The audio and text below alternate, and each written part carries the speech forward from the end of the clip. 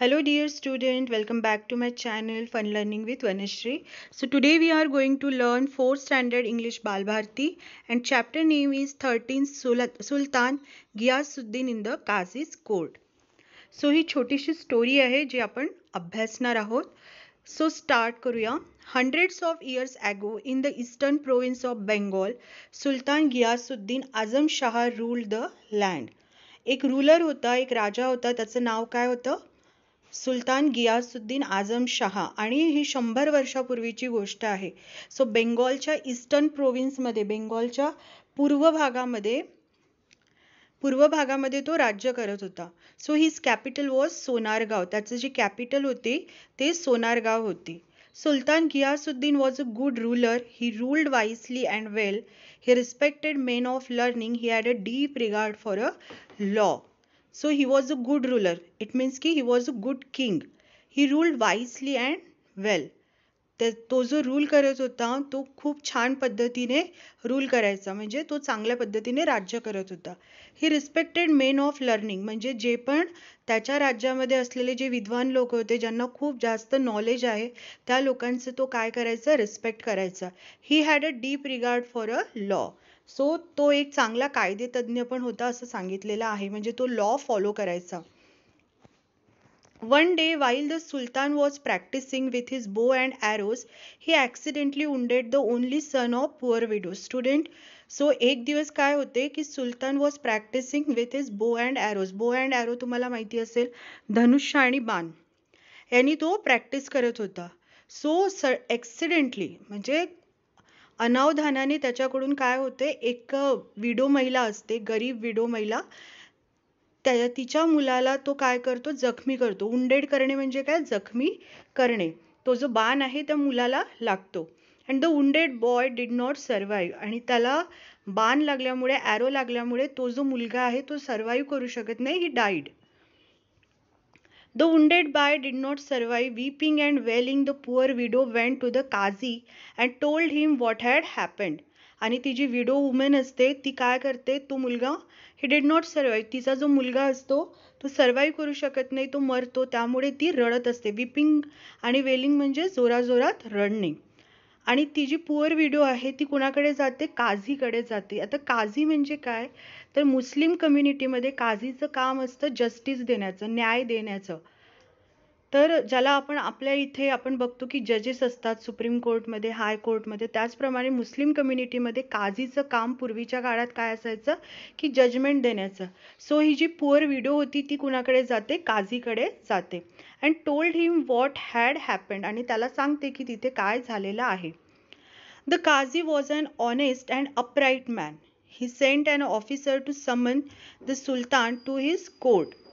आता जो काझी आहे तो ऑनेस्ट आणि अपराईट मॅन आहे. खूप म्हणजे काय आहे? तो चांगला माणूस आहे. तर तो काय करतो? काही ऑफिसरला, त्याचे जे काही ऑफिसर होते त्यांना तो समन घेऊन म्हणजे मेसेज घेऊन तो कुणाकडे पाठवतो? सुलतानकडे पाठवतो. When the officer reached the palace, the guards stopped him and inquired about his business.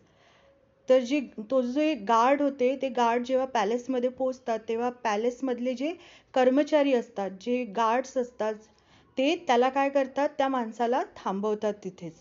त्या ऑफिसरला काय करतात? थांबवतात आणि विचारतात की कशासाठी तू आलेला आहे, कुठलं काम आहे. When they learned that he had come to serve a summons on the Sultan, आणि जेव्हा त्यांना समजतं की हा जो ऑफिसर आहे हा इथे कशासाठी आलेला आहे? सुलतानला समन देण्यासाठी आलेला आहे. They were shocked. They refused to let him go inside the palace. आणि ते नकार देतात त्याला आतमध्ये जाण्यासाठी. The officer was now in a fix. The guards did not allow him to enter the palace. But he knew that he could not return without serving the summons. आता the officer जे होते, ऑफिसरला समजलं होतं की मला हे लोक काय करतील? आतमध्ये जाऊ देणार नाही. The guards did not allow him to enter the palace. त्यांनी त्याला अलाउ केलं नाही आतमध्ये सोडण्यासाठी. सो आणि तो तसाही रिटर्न जाऊ शकत नव्हता. कुणाकडे? काझीकडे. त्याला आधी काय करायचं होतं? त्याला सुलतानला कुठल्याही पद्धतीने समन हे द्यायचंच होतं. The Qazi would not take him back. त्याला माहिती होतं की काझी त्याला परत वापस घेणार नाही. He had to find a way of reaching the sultan somehow. आणि त्याला कशाही पद्धतीने कुणापर्यंत पोचायचं होतं, सुलतानपर्यंत पोचायचं होतं त्या ऑफिसरला. What could he do. तो काय करेल. He thought and thought. आणि तो विचार करायला लागला. खूप त्याने विचार केलं.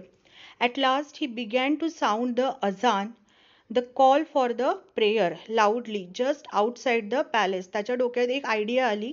आणि हे बघा पिक्चरमध्ये दिसतोय तो पॅलेसच्या बाहेरच्या बाजूला बसलेला आहे आणि तो प्रेयर करायला सुरू करतो. तुम्हाला माहिती आहे मुस्लिम कम्युनिटीमध्ये जेव्हा ते प्रेयर करतात त्याला अजान म्हणतात. तर ते अजानसाठी तो प्रेयर करायला लागला. लाऊडली just outside the palace. It was not yet time for the prayer. When the Sultan heard the loud, untimely call, he was greatly surprised. आता अझानचा एक टाइम असतो. त्या टाइममध्येच ते लोक प्रेयर करत असतात. जेव्हा तो प्रेयर करायला लागला जोराजोरात, तेव्हा सुलतानला समजले की हे अनटाइमली प्रेयर आहे. म्हणजे ही वेळ नाही आहे आणि कोण आहे असा जो प्रेयर करतोय. He ordered that the man giving the call should be brought before him immediately. त्याने त्या लोकांना ऑर्डर दिलं त्याच्या ऑफिसरला की तुम्ही त्या माणसाला लगेच त्या ऑफिसरला लगेच काय करा, तुम्ही पॅलेसमध्ये घेऊन या. नेक्स्ट बघा. His soldier rushed out the palace gates, caught the officer and took him to the sultan within a moments. सोल्जर्सनी काय केले. Soldiers rushed out to the palace gate. ते खूप जोरात पळत गेले आणि पॅलेस गेटवर पोहोचल्यावर त्या ऑफिसरला त्यांनी उचललं. तिथून त्यांनी घेतलं आणि ते कुठे आलेत, सुलतानच्या समोर त्यांना प्रेझेंट केलं. त्याला प्रेझेंट केलं. When the officer knelt before the sultan. Officer काय झालेलं आहे, सुलतानच्या समोर त्याने त्याचे गुडघे टेकले. नेल्ट म्हणजे काय, गुडघे टेकणे. When the officer knelt before the sultan, he was trembling with fear, but he mustered all his courage and explained why he had given the call for azan. बघा, सुलतान हा एक राजा होता आणि राजासमोर बोलायचं म्हणजे एखाद्या व्यक्तीला खूप हिम्मत करावी लागत होती. That's why he was trembling, he was shivering. त्याला भीतीने खूप तो काय होत होता, थरथर कापत होता. बट त्याने सगळी आपली एक करेज, त्याने सगळी हिम्मत गोळा केली आणि finally why he came. So he had explain to the sultan. तो तिथे का आलेला आहे हे त्याने एक्सप्लेन केलं. Then with shaking hands he gave the summons to the sultan. आणि थरथरत्या हाताने त्याने समन फायनली त्याने कोणाला दिलेलं आहे, सुलतानला दिलेला आहे. Sultan Ghiyasuddin took it without making any comment. आणि सुलतान गियासुद्दीननी सुद्धा कुठलंही कमेंट किंवा कुठलंही काही न विचारता ही ॲक्सेप्टेड दॅट समन. He read the summons and told the officer to go back to the Qazi. He announced that he would appear in the Qazi's court the next day. आणि त्याने ते समन वाचलं आणि तो ऑफिसरला सांगितलं की तू काझीकडे जा आणि त्याला सांग की मी दुसऱ्या दिवशी काय होणार आहे, कोर्टमध्ये हाजीर होणार आहे, कोर्टमध्ये मी हजर होणार आहे आणि येणार आहे. The next morning the Sultan got ready to appear before the Qazi. He hid a sharp sword in his robe and set out. बघा, दुसऱ्या दिवशी सुलतान रेडी होतो कशा जाण्यासाठी काझीकडे. तर तो काय करतो, त्याच्या रोबमध्ये, रोब म्हणजे आधीचे जे राजा महाराजा असायचे ते ना एक झगा टाईप घालायचे. म्हणजे झगा म्हणजे एक टाईप त्यांचा ड्रेस असायचा फ्रॉक सारखा. तर त्यांच्या त्या कोटमध्ये त्याने काय लपवलेलं होतं, स्वॉर्ड म्हणजे तलवार त्याने लपवली होती. त्याने लपवली होती. Set out. The courtroom was packed with a people. Everyone was eager to see what would happen. Courtroom full झालेलं होतं लोकांनी आणि एव्हरीवन वॉज इगर. सगळेजण खूप आतुर झाले होते. त्यांना बघायचं होतं की काय होणार आहे. The Qazi entered and took his place on the high seat of honour. काझी त्याच्या कोर्टमध्ये येतो आणि त्या कोर्टमध्ये आल्यानंतर जशी जजची सर्वात उंच प्लेस असते, ऑनरेबल प्लेस, त्या प्लेसवर तो बसतो. In a little while Sultan Ghiyasuddin entered the courtroom. Everyone stood up. आणि थोड्या वेळाने सुलतान गियासुद्दीन सुद्धा येतो. तर सगळेजण त्याच्या रिस्पेक्टमध्ये काय होतात, उभे होतात. Everyone stood up to show respect to the sultan, कारण तो राजा होता. But the qazi did not get up. पण काझी तिथून उठत नाही, कारण आता काझी कुणाच्या चेअरवर बसलेला होता? ऑनर चेअरवर बसलेला होता. आज तो काय होता? जज होता. The sultan stood in the docks and the trial began. डॉक्समध्ये म्हणजे जो सुलतान आहे तो कटघऱ्यामध्ये येऊन उभा होता, जिथून त्याच्यावरती प्रश्न विचारण्यात येणार होते. आणि finally trial begin. The widow presented her complaint. The Qazi took note of all the evidence and in a grave voice or addressed the Sultan. The widow presented, जी विडो होती, जी विडो वुमन होती, तिने काय केली? तिची complaint present केली की काय प्रॉब्लेम आहे. आणि काझीने सगळे नोट्स काढून टाकले. नोट्स काढणे म्हणजे काय की काय काय चुका इथे झालेल्या आहे, एव्हिडन्स आणि सगळ्या गोष्टी. आणि ग्रेव्ह व्हॉइसमध्ये, ग्रेव्ह व्हॉइस म्हणजे कणखर आवाजामध्ये त्याने सुलतानला ॲड्रेस केलं, सुलतानला प्रश्न विचारले. त्याला म्हटलं की you are guilty of causing the death of the only son of this poor widow. तू काय आहेस? तुम्ही गिल्टी आहात. कशासाठी? या पुअर विडोच्या एकमात्र मुलाला मारण्यासाठी.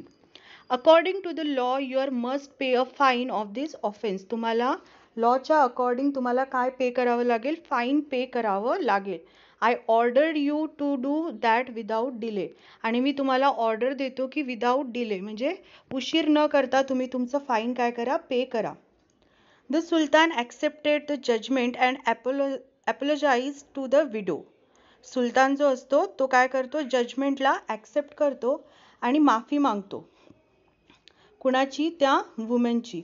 ही arrange to pay the fine immediately. आणि तो पैसे देण्यासाठी जी फाईन होती ती अरेंज करतो लवकरात लवकर.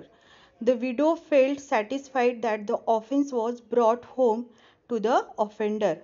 आणि ती जी विडो असते तिला त्या गोष्टीसाठी खूप समाधान वाटते की फायनली तिला जो अपराधी व्यक्ती आहे, जो सुलतान गियासुद्दीन आहे, त्याला काय मिळालेली आहे? शिक्षा मिळालेली आहे. When the case was over, the Qazi got up from his high seat of honor respectfully.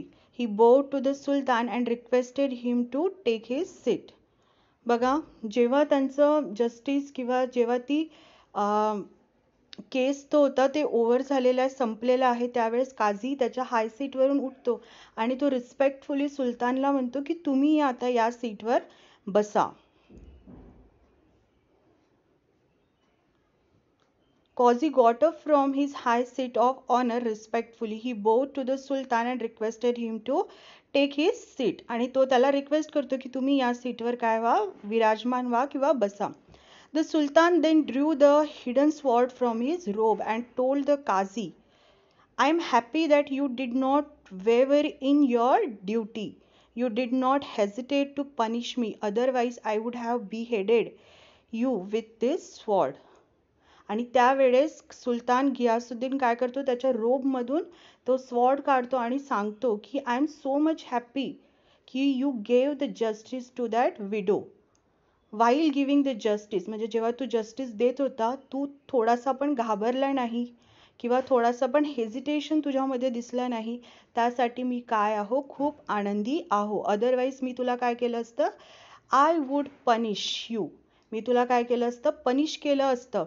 आणि I would have beheaded you with this sword. आणि या स्वॉर्डनी मी तुझा गळाच काय केला असता? कापून टाकला असता. The Qazi then put his hand under the cushion where the sultan was seated and brought out a whip. आणि काझीने काय केलं की जिथे सुलतान बसलेला होता त्याच्या खालच्या कुशनमधून त्याने काय काढलेलं आहे? एक व्हिप काढलेलं आहे. व्हिप म्हणजे काय? ती कोळं मारण्यासाठी चाबूक जो यूज केला जायचं ते. आणि तो म्हणतो your majesty I am happy because you obeyed the law. आणि मी सुद्धा आनंदी आहो की तुम्ही काय केलेलं आहे? लॉचं पालन केलेलं आहे. Otherwise I would have whipped you in this court. नाहीतर मी काय केलं असतं? मी तुम्हाला या कोर्टमध्ये विप्ट केलं असतं. विप्ट म्हणजे काय? मी हे चाबूकनी तुम्हाला मारलं असतं. The sultan then got up and embraced the Qazi. तेव्हा सुलतान उठतो आणि काझीला हक करतो. एम्ब्रेस करणे म्हणजे काय? गळा मिठी मारणे. Thank God we both did our duty he said. आणि सुलतान म्हणतो की देवाचं धन्यवाद आहे की आपण दोघांनी पण आपली ड्युटी काय केलेली आहे? फुलफिल केलेली आहे. Every presents in the courtroom praise to the two great men. तिथे जे पण लोक आले होते केसचं काय जस्टिस येतं ऐकण्यासाठी, ते सगळेजण ह्या दोघांची पण काय करायला लागले, स्तुती करायला लागले. प्रेज करणे म्हणजे स्तुती करणे. सो स्टुडंट, ही होती छोटीशी स्टोरी. तुम्हाला जर समजली असेल so do like, share and subscribe my YouTube channel. Thank you for watching.